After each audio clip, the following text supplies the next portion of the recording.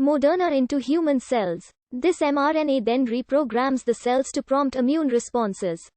It is a novel technique, abandoned by other manufacturers because of the side effects of repeatedly inserting mRNA into cells by way of lipid nanoparticles, which were found by the other manufacturers to become cytotoxic. In November 2020, it was announced that the Moderna COVID-19 vaccine candidate, mRNA-1273, had shown preliminary evidence of 94% efficacy in preventing COVID-19 disease in a phase 3 trial, with only minor flu-like side effects. This led to its submission for emergency use authorization in Europe, the United States, and Canada. On the 18th of December, 2020, mRNA-1273 was issued an EUA in the United States. On December 23, 2020, it was authorized for use in Canada. On the 6th of January, 2021, it was authorized for use in the European Union. On the 8th of January, 2021, mRNA-1273 was authorized for use in the United Kingdom. In 2010, Moderna Therapeutics was formed to commercialize the research of stem cell biologist Derek Rossi. Rossi had developed a method of modifying mRNA by first transfecting it into human cells, then differentiating it into bone marrow stem cells, which could then be further differentiated into desired target cell types. Rossi approached fellow Harvard University faculty member Tim Springer, who solicited co-investment from Kenneth R. Chen, Bob Langer, and venture capital firm Flagship Ventures. In 2011, the CEO of Flagship Ventures, Noubar Afian, brought in European pharma sales and operations executive Stefan Bansal as CEO. Afian personally owned 19.5% of Moderna and was the largest single shareholder, while his fund, Flagship Pioneering, owned 18%. In March 2013, Moderna and AstraZeneca signed a 5-year exclusive option agreement to discover, develop, and commercialize mRNA for treatments in the therapeutic areas of cardiovascular, metabolic, and renal diseases, and selected targets for cancer.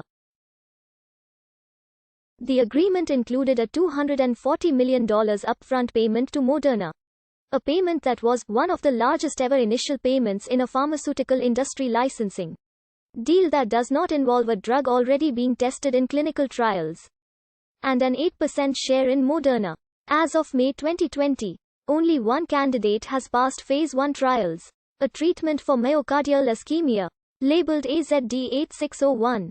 In 2013, Rossi, Chen and their team reported that they were able to improve heart function in mice and enhance their long-term survival with a redirection of their differentiation toward cardiovascular cell types, in a significant step towards regenerative therapeutics for Moderna.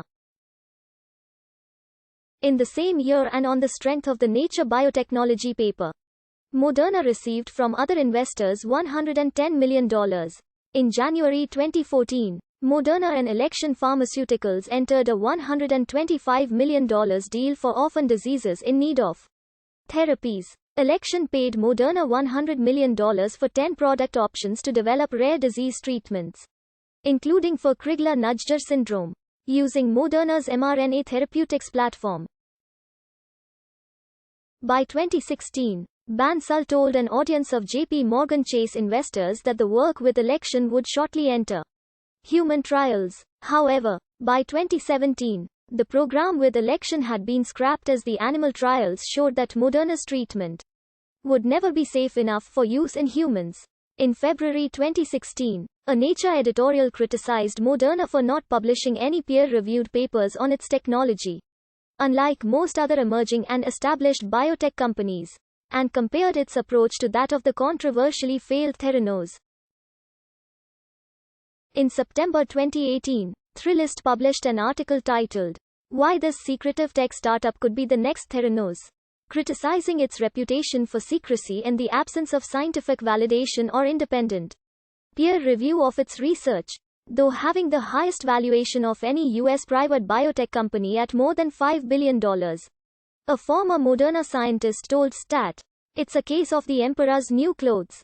They're running an investment firm, and then hopefully it also develops a drug that's successful." In 2018, the company rebranded as Moderna Inc. with the ticker symbol mRNA, and further increased its portfolio of vaccine development. In December 2018, Moderna became the largest biotech initial public offering in history, raising $621 million on Nasdaq, and implying an overall valuation of $7.5 billion for the entire company. The year-end 2019 SEC filings showed that Moderna had accumulated losses of $1.5 billion since inception, with a loss of $514 million in 2019 alone, and had raised $3.2 billion in equity since 2010. At the time, Moderna was selling itself as a personalized cancer vaccines manufacturer, and one journalist remarked on the army of robots in the new 200,000 square foot manufacturing plant with 5 fluorescently lit clinical clean rooms they had recently commissioned that was necessary just for the preclinical research. In the first room, large stainless steel